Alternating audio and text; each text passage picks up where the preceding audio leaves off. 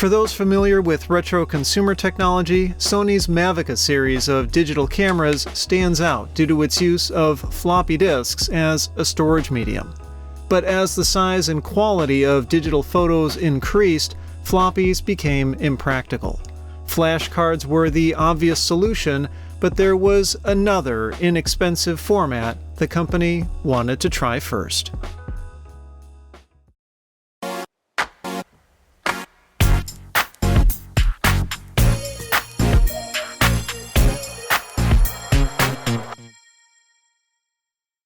In a previous episode, we took a look at a few personal digital assistants that Sony had tucked digital cameras into, but the company's aspirations for photography goes back further than that.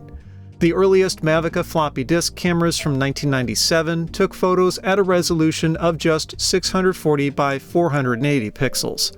This was the same as many cameras from Sony's competitors, but the use of floppy disks was a clever way to work around a major limitation. Flash storage at the time was very expensive. You could fit dozens of images on a floppy, and while perhaps a little inconvenient to carry around, they were certainly very cost-effective. But at the time, digital photography was really just a curiosity in the consumer market, largely because of not just its high upfront cost, but also its low image quality.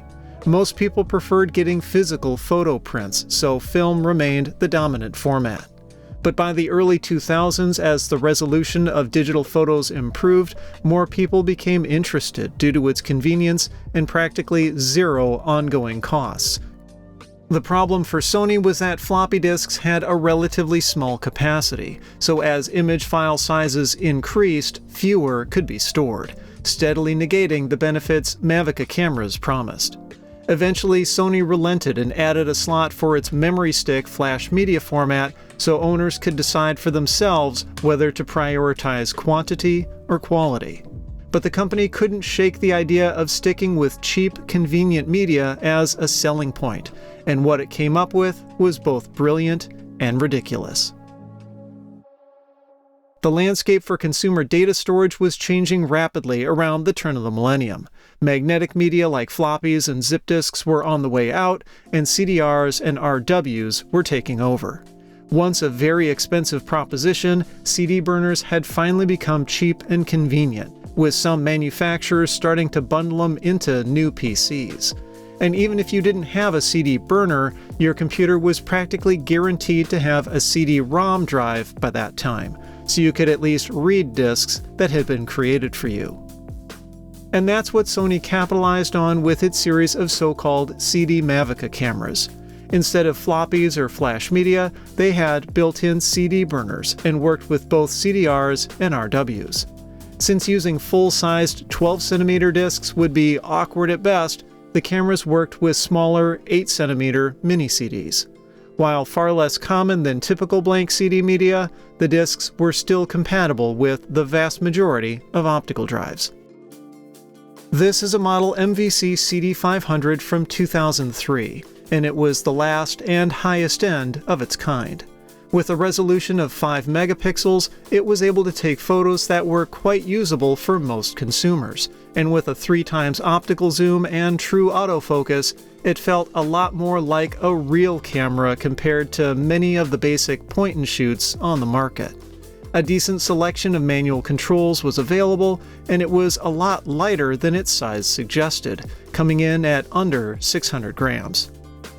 The CD500 was also able to shoot video clips in standard definition and included an AV output jack so you could display photos or videos on a TV. Battery life varied considerably based on use, of course, but was rated for about 2 hours when snapping photos at a casual pace. The external AC adapter could charge the battery and also power the camera, though on a vacation it probably would have been more convenient to simply invest in multiple packs. Surprisingly, the battery in my CD500 even still works, though it understandably doesn't have as much capacity as it used to. Since they used recordable CDs, Mavicas like this one had some peculiarities in their operation that you wouldn't see with other cameras.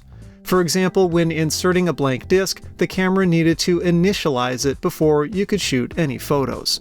This process took a few moments and included a warning that the camera needed to be kept stable while it happened, otherwise the laser might skip. And while taking pictures or video clips, the manual advised you shouldn't shake or bump the Mavica for the same reason. You didn't need to take all your photos in one shot though. The camera was capable of resuming where it left off on the disc if you powered it down. But if you wanted to use the disc in a PC, you needed to finalize it first, a process that took another few minutes. With typical CDRs, this normally would mean that you couldn't store any further data on the disc, but Sony had a couple of workarounds. First, you could hook the Mavica up to a computer through its mini USB port and copy images off the disc before you finalized it. Second, there was an option to unfinalize a disc so you could add more to it. And of course, if you dropped in a CDRW, you could also just erase the whole disc so you could start the process all over again. The first CD Mavica model, the MVC CD1000, debuted in the fall of 2000, and at the time, all that malarkey with initializing and finalizing discs was annoying but justifiable. A blank disc held between 150 and 200 megabytes, good for well over 100 photos, and was fairly cheap at just a few dollars each. By comparison, flash memory cards in that kind of capacity were 2 orders of magnitude more expensive. The CD1000 couldn't support CDRW discs, but one would need to have filled a flash card over 100 times for its cost to break even with single-use CDs.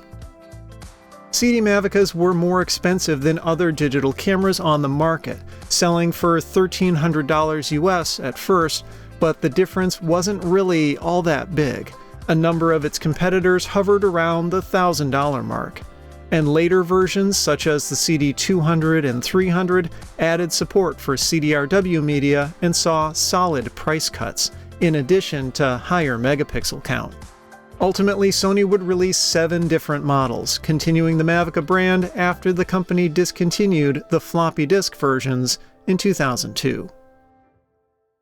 But the concept of CD-based digital cameras never really gained much traction for a few reasons. Digital photography as a whole was still somewhat niche. While the total cost of ownership worked out better in the long term, people generally preferred the lower upfront cost of film cameras. This was also during a time when the technology was going through rapid advancement and the so-called megapixel war was just beginning. The risk of buying a camera that would be outdated just a year later was very real. The bigger problem, though, was the nature of the media itself. Recordable CDs were a cost-effective way to store photos, but the drives weren't conducive to the way cameras were used. For a device that was meant to be carried places and sometimes see rough handling or bad weather, optical drives were too prone to errors or outright failure. I wanted to offer you sample images from this camera, but the laser died after formatting my first disc. And even when the cameras were working, the advantage of their inexpensive media quickly fell away through the early 2000s. By 2004, memory cards had become downright cheap, about $50 for 256 megabytes, and of course were far more durable and reliable. Sony recognized this, and by 2005, the CD Mavicas were discontinued. But Sony didn't completely give up on optical media for photos. The same year, it launched the MCS1 Photo Vault. This was a device that could burn the contents from a digital camera to those same mini CDs all on its own. It had a memory stick reader built in, but you could also hook up any other digital camera through USB to transfer the data. This was potentially a solid option for those worried about filling their camera's memory cards while traveling. The Photo Vault was compact and even included a detachable battery pack. But strangely, it could only work with CDRs and not rewritable discs. Even though optical media stopped making sense for digital still cameras, it started becoming a good solution for digital camcorders. It was such a good idea, in fact, that other manufacturers joined in as well. But that's a story for another time. While the company's roots with digital photography generally stayed along the lines of consumer devices, Sony kept building momentum for its imaging products through the years. Its acquisition of Minolta in 2006 helped it launch its first line of digital SLRs, and Sony has since become a fierce competitor in the professional mirrorless camera market. It's been quite the journey, and the CD Mavicas were an interesting and quirky piece of bridge technology along the way.